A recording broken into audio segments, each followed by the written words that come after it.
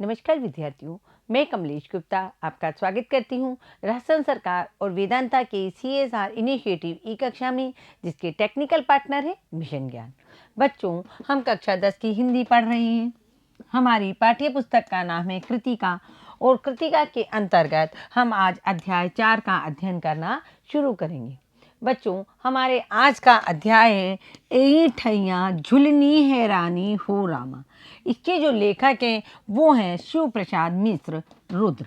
बच्चों, शिव प्रसाद मिश्र रुद्र हैं जो उत्तर प्रदेश के बनारस के रहने वाले हैं और इन्होंने ये एक कहानी लिखी है। ये कहानी बच्चों बनारस के जो स्थानीय लोग होते हैं उनके बारे में लिखी गई है और इस कहानी का जो शीर्षक इन्होंने दिया है एई ठैया झुलनी है रानी हो रामा। बच्चों, इसका अर्थ मैं आपको बता देती हूँ। ये स्थानीय भाषा है बनारस की। इसका अर्थ है कि कोई एक महिला ये कह रही है कि मेरी जो नथनी है वो यहाँ गिर गई है, यानी मेरी नथनी यहाँ गिर गई है। इसका मतलब ये है। और बच्चों, इसका मतलब ये क्यों है और ये शीर्षक क्यों दिया गया है इस तरीके का, ये मैं आपको पाठ जब हम अध्ययन करेंगे तो मैं आपको या तो बीच में जब आएगा तब बताऊंगी या पाठ के अंत में इस शीर्षक का सार आएगा तब मैं आपको बताऊंगी कि इस अध्याय का ये शीर्षक क्यों दिया गया है, जो कि पढ़ने में भी इस तरह लगता है मानो ये शीर्षक ना हो करके ये क्या चीज़ है। तो बच्चों, ये बनारस की भाषा में लिखा गया है जो वहाँ की स्थानीय भाषा है। तो हम इस पाठ को आज पढ़ना अब शुरू करेंगे। शिव प्रसाद मिश्र जो थे वो बनारस के रहने वाले थे और उन्होंने ये कहानी लिखी और लिख करके ये कहानी इनकी जो थी ये इनकी एक पुस्तक से ली गई है। तो बच्चों, हम पाठ को शुरू करते हैं। ए ठैया झुलनी है रानी हो रामा। महाराष्ट्रीय महिलाओं की तरह धोती लपेट कच्छ बांधे दुलारी दनादन दंड लगाती जा रही थी। महाराष्ट्रीय महिलाओं की तरह धोती लपेटे, महाराष्ट्र की जो महिलाएं होती हैं, महाराष्ट्र की महिलाओं का जो पहनावा होता है वो धोती को इस तरीके से पहनती है जिस तरह की पुरुष लोग पहनते हैं, उस तरह धोती लपेट करके और कच्छ बांधे। जो लोग पहलवान लोग होते हैं और वो जो दंड बैठक लगाते हैं वो जिस तरीके का एक कपड़ा लपेटते हैं उसे कच्छ कहते हैं। बांधे दुलारी, दुलारी नाम की एक महिला है जो कि दनादन यानी तेजी से लगातार दंड लगाती जा रही है। दंड लगाना मतलब उठक बैठक करते हैं, तो पहलवान लोग होते हैं वो। उसके शरीर से टपक टपक कर गिरी बूंदों से भूमि पर पसीने का पुतला बन गया था। यानी जो दुलारी थी वो दंड बैठक लगा रही थी और उसके जब दंड बैठक लगाएंगे तो व्यायाम करेंगे तो पसीना तो आएगा, और उसके शरीर से इतना पसीना बह रहा था कि जमीन पर टपक टपक कर पसीने का एक पुतला सा बन गया। कसरत समाप्त करके उसने चार खाने के अंगोछे से अपना बदन पोंछा। चार खाना बच्चों, आपने देखा है ना, एक टॉवल आता है, एक तौलिया कपड़े का, पतले कपड़े का, जिसमें चार खाने बने हुए थे, चौखाने चौखाने का, लाल हरा इस तरीके का। अंगोछा मतलब जो तौलिया होता है उससे अपना बदन पोंछा। बंधा हुआ जूड़ा खोलकर सिर का पसीना सुखाया। आगे देखो। और तत्पश्चात आदम कद आईने, आदम कद का मतलब आदमी के कद जितना आईना, आईना मतलब जो कांच होता है जिसमें हम अपना चेहरा देखते हैं, खड़ी होकर पहलवानों की तरह गर्व से अपने भुजदंडों पर मुग्ध दृष्टि फेरते हुए प्याज के टुकड़े और हरी मिर्च के साथ उसने कटोरी में भिगोए हुए चने चबाने प्रारंभ किए।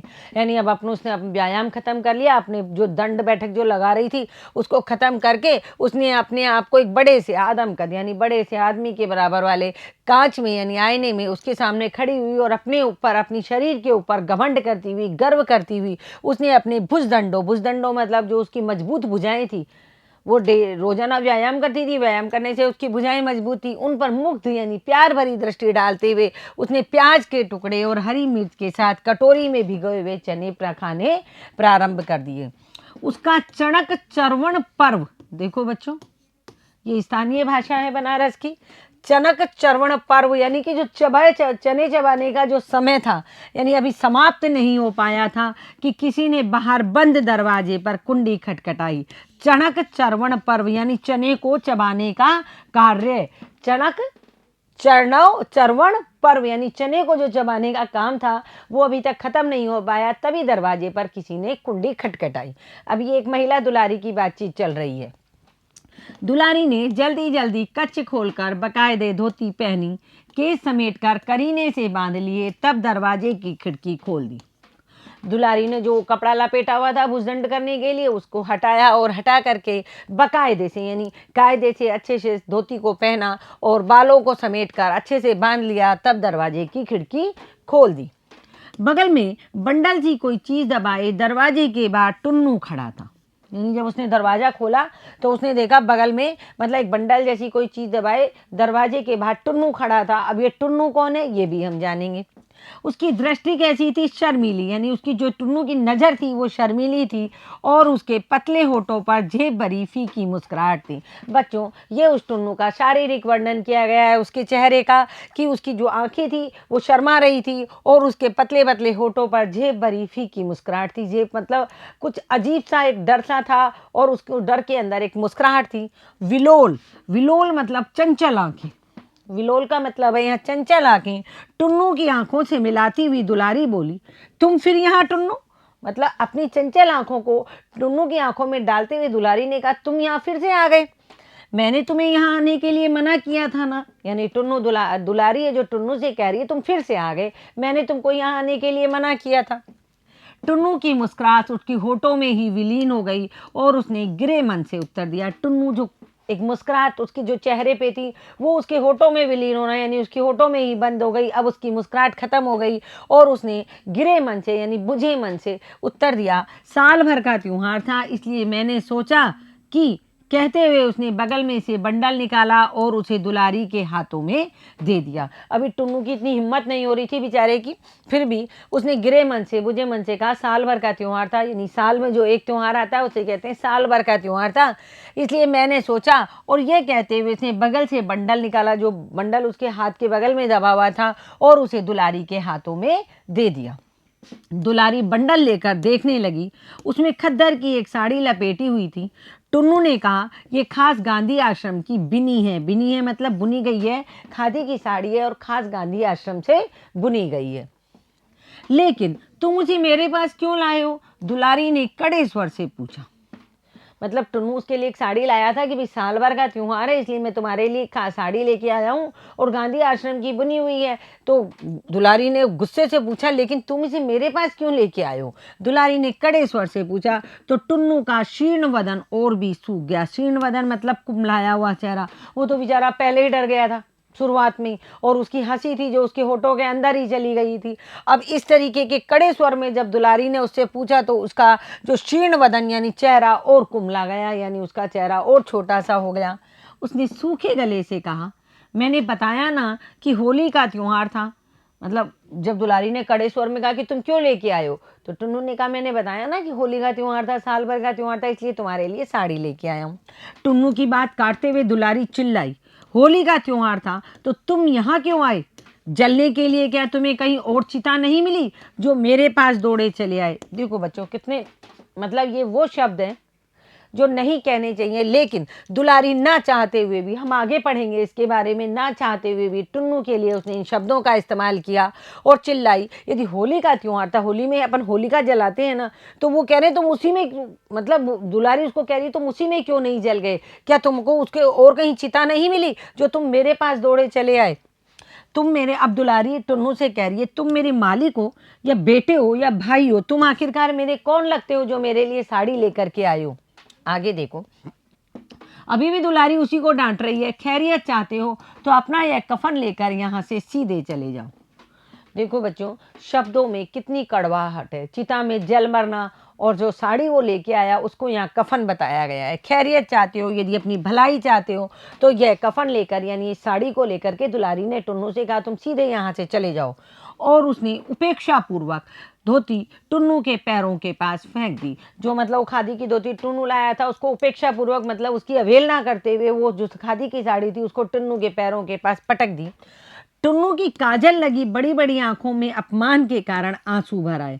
बच्चों, इतना किसी का अपमान हो कि तुम यहाँ क्यों आए हो, तुमको कहीं और चिता जलने के लिए नहीं बनी, तुम मिली क्या जो तुम यहाँ दौड़े चले आओ, तुम मेरे क्या लगते हो, और तुम ये जो लाए हो कफन इसको लेकर के सीधे यहाँ से चले जाओ। इस तरीके के शब्द जब दुलारी ने बोले और धोती को उठा करके, धोती का जो बंडल था वो टुन्नू के पैरों के पास फेंक दिया, तो टुन्नू की काजल लगी बड़ी बड़ी आंखों में अपमान के कारण आंसू आ गए।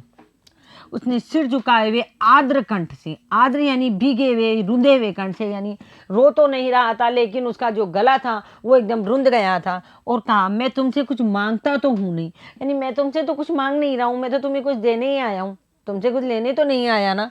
देखो, पत्थर की देवी तक अपने भक्त द्वारा दी गई भेंट नहीं ठुकराती, तुम तो हाड़ मांस की बनी हो। देखो यहाँ अब टुन्नू बोल रहा है, इतनी देर से दुलारी टुन्नू पर चिल्ला रही थी क्योंकि टुन्नू उसके लिए साड़ी लाया था, लेकिन अब टुन्नू कह रहा है कि मैं तुमसे कुछ मांगता नहीं हूँ, पत्थर की जो देवी होती है, मंदिर में जो मूर्ति होती है, उस पर जब हम भेंट चढ़ाते हैं तो वो भी नहीं ठुकराती, तुम तो हाड़ मांस की बनी हुई हो, तुम क्यों ठुकरा रही हो। अब देखो दुलारी क्या कहती है, हाड़ मांस की बनी हूं तभी तो, दुलारी ने कहा। टुन्नू ने जवाब नहीं दिया और उसकी आंखों से कज्जल मलिन आंसुओं की बूंदें नीचे सामने पड़ी धोती पर टप टप टपक रही थी। दुलारी कहती गई, कज्जल मलिन यानी काजल से मैले, उसकी आंखों में काजल लगा हुआ था। टुन्नू की आंखों में जब वो रोने लगा तो जो आंसू थे वो भी उस काजल में घुल करके और उसके पैरों के पास पड़ी हुई जो धोती थी उस पर टप टप गिरने लगे। तो दुलारी बोलती ही चली गई। दुलारी कुछ कुछ उसको और कह रही थी। टुन्नू पाषाण प्रतिमा बना हुआ, पाषाण प्रतिमा मतलब पत्थर की मूर्ति बना हुआ, वो पत्थर की मूर्ति बन नहीं गया, मतलब वो चुपचाप सीधा खड़ा हुआ बिना कोई अपने मन के भावों को प्रकट किए या चेहरे पर कोई भी भाव लाए प्रतिमा बना हुआ था। दुलारी का भाषण सुनता जा रहा था। उसने इतना ही कहा, मन पर किसी का वश नहीं, वह रूप या उम्र का कायल नहीं होता। अब देखो टुन्नू ने केवल एक लाइन कही, दुलारी उसके ऊपर बहुत चिल्ला रही थी, तो टुन्नू ने कहा मन पर किसी का वश नहीं होता है। यह क्या है, यह रूप या उम्र का कायल नहीं होता। कायल होना मतलब मानना या स्वीकार करना, यानी जो मन है वो क्या करता है, वो किसी की बात नहीं मानता है, इसलिए यह किसी के रूप का, किसी की सुंदरता का या किसी की उम्र का कायल नहीं होता है। यानी कि जो मेरा मन है वो तुम्हारी आत्मा से, तुम्हारी आत्मा है उससे प्रेम करता है, तुम्हारी उम्र और तुम्हारे रूप से प्रेम नहीं करता है। ये टुन्नू के कहने का यहाँ अर्थ है। यानी कि मन है उस पर किसी का बस नहीं चलता है, यह किसी की रूप या उम्र का कायल नहीं होता है। और कोठरी से बाहर निकल वह धीरे धीरे सीढ़ियां उतरने लगा। देखो बच्चों, उसने ये शब्द कह करके टुन्नू, अंतिम वाक्य उसने क्या कहे थे, केवल यही कहे कि मन पर किसी का बस नहीं, वह रूप और उम्र का कायल नहीं होता, और इतना कह करके वो क्या हुआ, कोठरी से बाहर निकल धीरे धीरे सीढ़ियां उतारने लगा। दुलारी भी खड़ी खड़ी उसे देखती रही, दुलारी भी खड़ी खड़ी उसे देखती रही जब टुन्नू जा रहा था। उसकी भों मतलब भौएं अब भी वक्र थी, वक्र यानी टेढ़ी थी, मतलब अभी तो दुलारी में गुस्सा भरा हुआ था और उसकी जो भौएं थी वो भी अभी भी गुस्से से भरी हुई थी, परंतु नेत्रों में कौतुक और कठोरता का स्थान करुणा की कोमलता ने घेर लिया। भौएं तो अभी भी वक्र थी, उसकी आईब्रो अभी भी उसकी टेढ़ी थी गुस्से से, परंतु उसकी जो आंखों में कौतुक यानी कुतूहल था कि ये क्या कह गया, कितनी बड़ी बात कह गया, उस जगह को कुतूहल और कठोरता का स्थान करुणा की कोमलता ने ग्रहण कर लिया। किसने ग्रहण कर लिया, करुणा की कोमलता, यानी अब उसके मन में दया का भाव उमड़ने लगा। किसके प्रति, टुन्नू के प्रति। उसने भूमि पर पड़ी धोती उठाई, उस पर काजल से सने आंसुओं के धब्बे पड़ गए थे। वो धोती नीचे पड़ी हुई थी और उस पर किसके आंसुओं के धब्बे पड़ गए थे, यानी कि जब वो रोने लगा टुन्नू तो उसकी आंखों के जो आंसुओं के धब्बे थे वो पड़ गए। उसने एक बार गली में जाते हुए टुन्नू की ओर देखा और फिर उस स्वच्छ धोती पर पड़े धब्बों को वह बार बार चूमने लगी। आगे देखो। अब देखो बच्चों, दुलारी और टुन्नू की जान पहचान कैसे हुई उस बारे में हम यहाँ देखेंगे कि ये लोग कौन थे। मैं आपको छोटा सा बता देती हूँ बच्चों। बनारस में क्या होता है, एक कजली गायक, एक मंडली होती है जो कजली गान करती है, यानी कि दो मंडलियाँ आमने सामने हो जाती है कजली की, और फिर एक दूसरे के ऊपर पद्य भाषा में यानी दोहों के रूप में, शेरो शायरी के रूप में एक दूसरे पर आक्षेप करती हैं और गाने गाती है। तो इसमें क्या, ये मंडलियाँ होती हैं। उन मंडलियों में एक तो गायिका दुलारी थी और एक गायक, एक दूसरी तरफ जो दूसरी मंडली थी उसका गायक था टुन्नू। तो इन दोनों की जान पहचान कैसे हुई अब अपन वो यहाँ देखेंगे। दुलारी के जीवन में टुन्नू का प्रवेश हुए अभी कुल 6 माह हुए थे। पिछली भादों में तीज के अवसर पर दुलारी खोजवा बाजार में गाने गई थी। यानी कि मैंने आपको बताया ना, दुलारी क्या करती थी, कजली गान गाती थी, यानी कि एक मंडली के साथ में बैठ करके बहुत अच्छा कजली गान गाती थी। तो ये बनारस की बात है बस। लोग पिछले भादों में, भादवों का जो महीना आता है सावन के बाद में तीज जो आती है, उस तीज के अवसर पर दुलारी खोजवा बाजार एक जगह है, उस बाजार में गाने गई थी, गाना गाने का काम करती थी।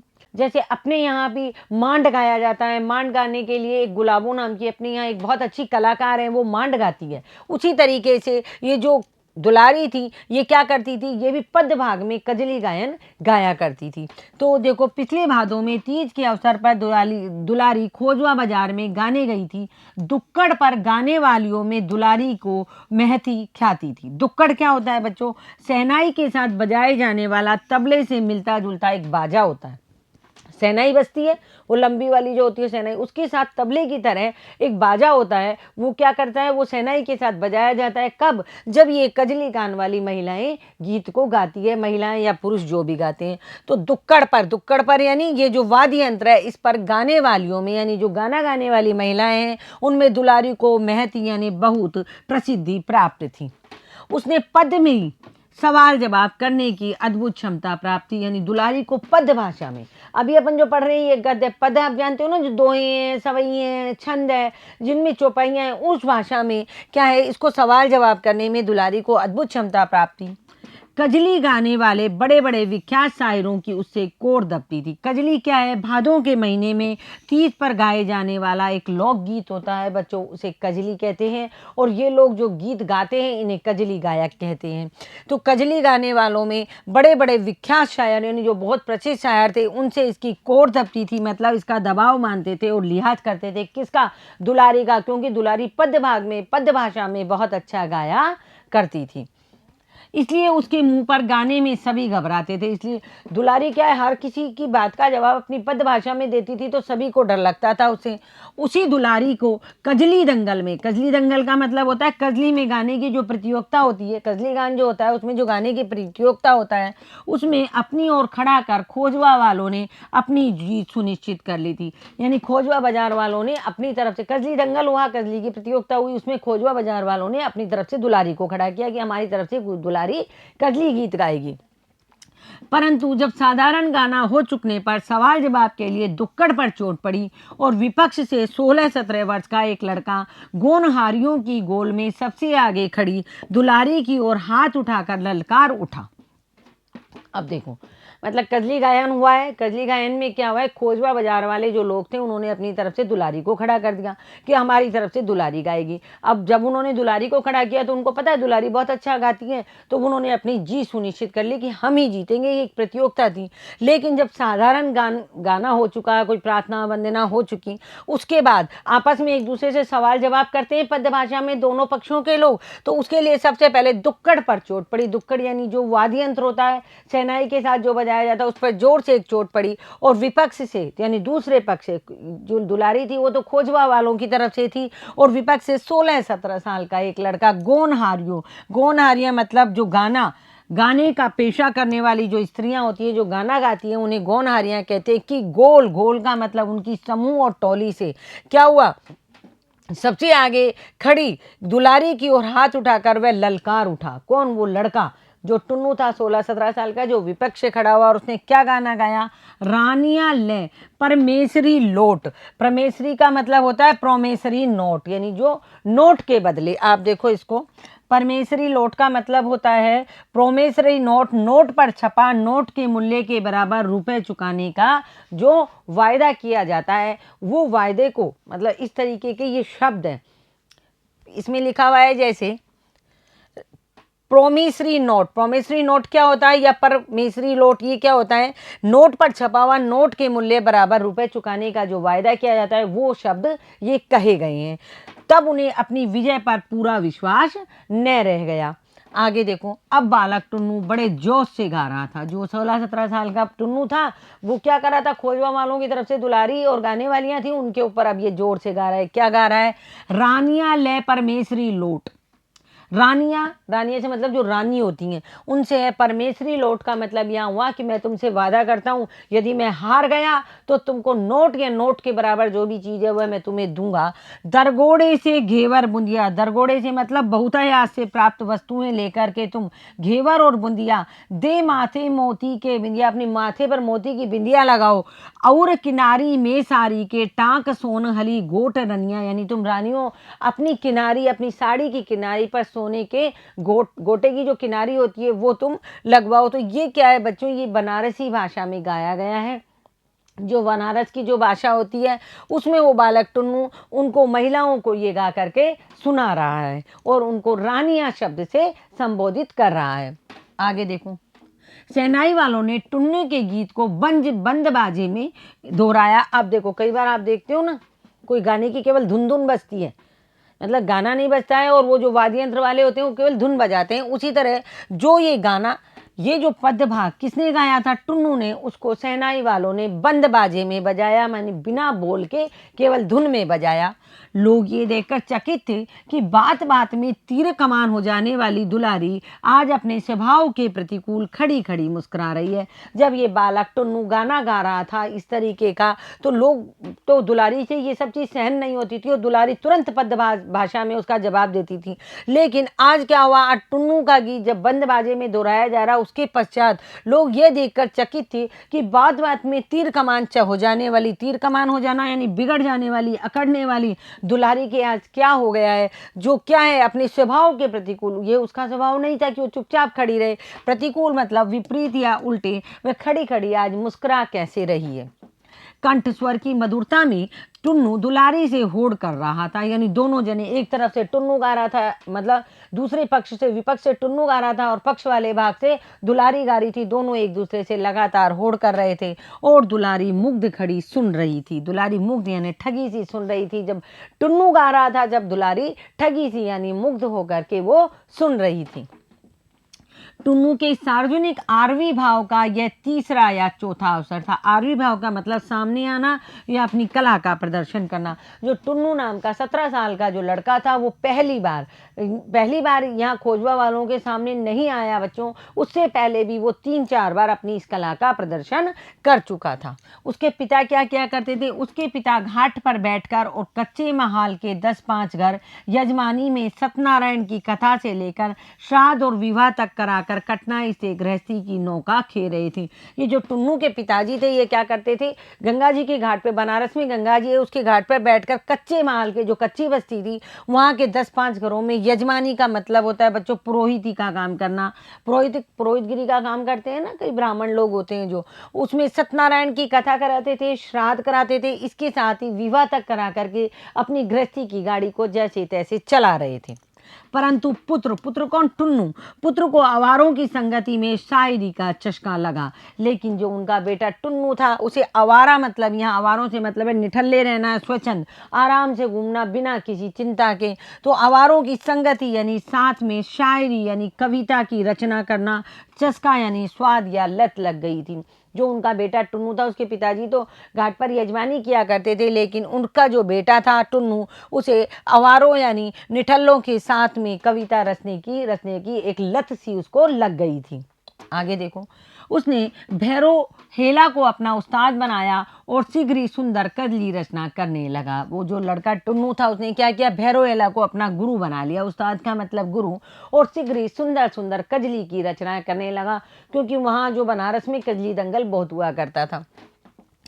वे पदात्मक प्रश्नोत्तरी में भी कुशल था। जिस तरह की दुलारी पदात्मक प्रश्नोत्तरी में कुशल थी, उसी तरह यानी पद भाषा में जो चीज़ दोहों के रूप में जो गाया जाता है उसमें वो बहुत कुशल था। उसी तरह दुलारी यानी पद में रची गई जो रचनाएं थी उनमें वो बहुत कुशल था। और अपनी इस विशेषता के कारण वे बजाडीहा वालों की ओर से बुलाया गया था। यानी दुलारी किसकी ओर से बुलाई गई थी? खोजवा वालों की ओर से। और जो ये लड़का टुन्नू था, ये बजाडीहा वालों की ओर से बुलाया गया था। यानी दोनों तरफ से किसका? कजली का दंगल शुरू हो गया था। उसकी शायरी पर बजाडीहा वालों ने वाह वाह का शोर मचाकर सिर पर आकाश उठा लिया। किसने? जब टुन्नू ने जब शायरी गाई ना ये रानियां वाली, तो जो बजाडीहा वाले थे वो बहुत खुश हो गए, जो उनके पक्ष के लोग थे, टुन्नू के पक्ष के। और उसने क्या किया? वाह वाह का शोर मचाकर सिर आकाश पर उठा लेना, यानी बहुत शोर मचाया और बहुत खुश हो गए। खोजवा वालों का रंग उतर गया। रंग यानी निराशा आ गई या निराशा झलकना, उनका रंग उतर गया कि भाई हमारे यहाँ से तो हमने दुलारी को किया था और दुलारी इतना अच्छा गाती है, दुलारी को क्या हो गया? जो ये जो बजाडीहा वालों का लड़का है, ये तो इसी की बातें सुनी जा रही है, जवाब ही नहीं दे रही है। टुन्नू का गीत भी अब समाप्त हो गया था। टुन्नू का गीत अब समाप्त हो गया। अब खोजवा वाले बेचारे चुप हो गए। अब देखो आगे दुलारी क्या करती है। पुनः दुक्कड़ पर चोट पड़ी, यानी उस वाद्य यंत्र पर दोबारा से मतलब गाना गाने के लिए जो संकेत होता है वो किया गया और शहनाई का मधुर स्वर गूंजा।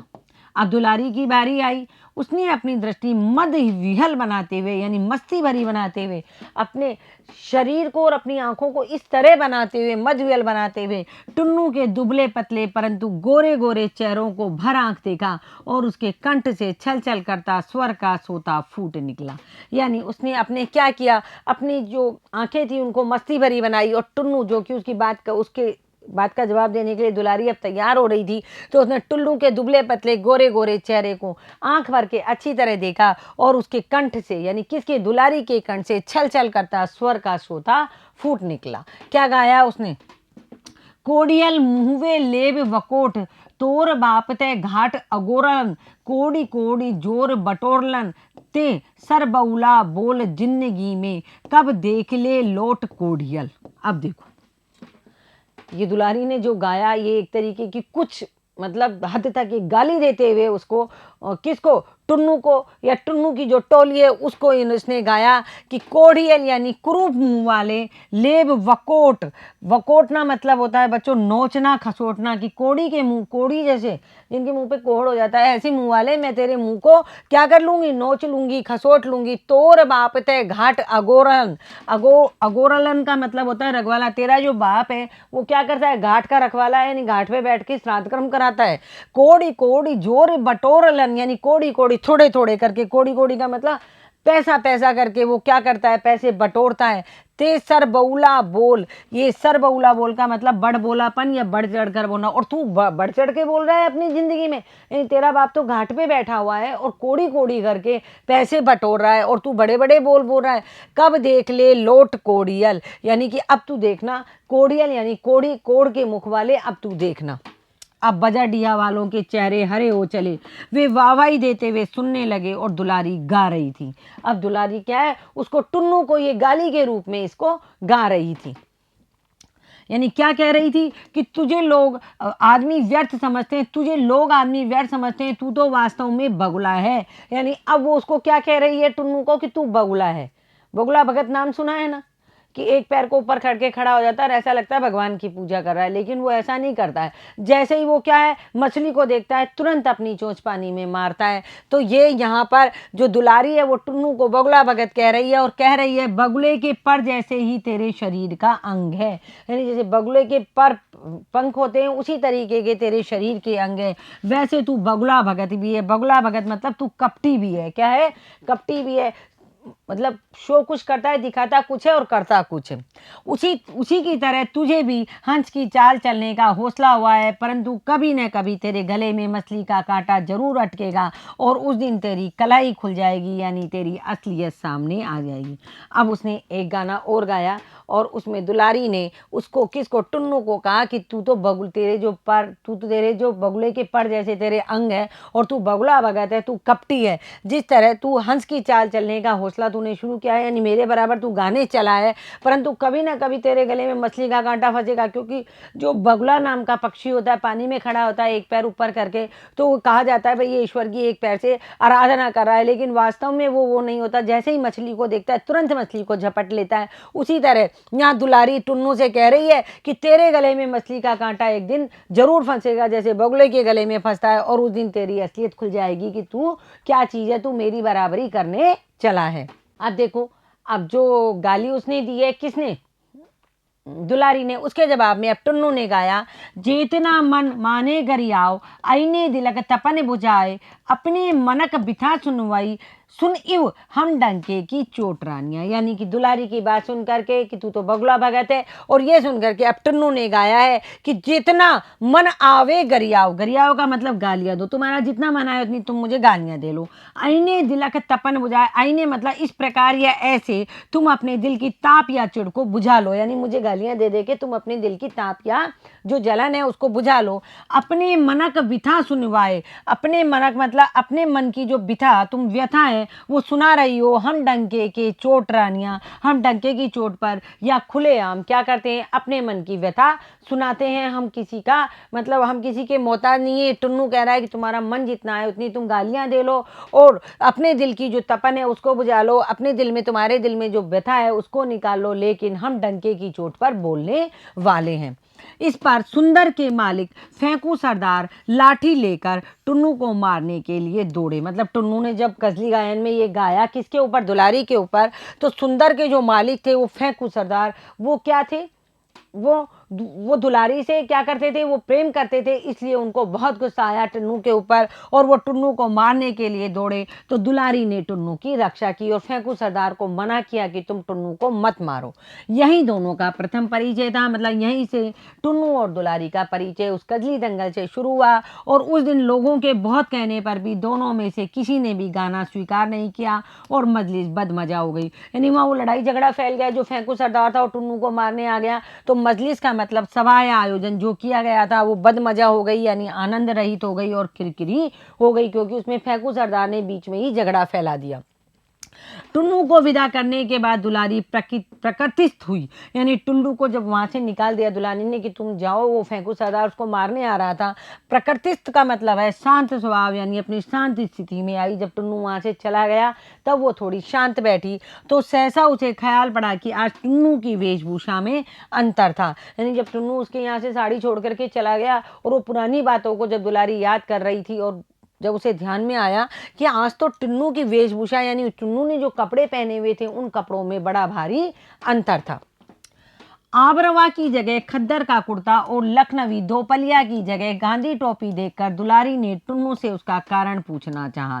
आबरवा क्या होता है बच्चों, बहुत बारीक मलमल होती है। पहले टुन्नू कैसे कपड़े पहनता था, जो कजली दंगल में बहुत बारीक मलमल का अबरवा पहनता था। और लखनवी दोपलिया, यानी लखनऊ में प्रचलित एक दोपलिया यानी दो पल्ले वाली जो टोपी होती है जो लखनऊ में प्रचलित है, उसे पहना करता था। लेकिन आज जब वो दुलारी को साड़ी देने आया तो उसने देखा, दुलारी ने, उसने किसकी जगह, अबरवा की जगह खद्दर का कुर्ता और लखनवी दोपलिया की जगह गांधी टोपी देख रखी थी, पहन रखी थी।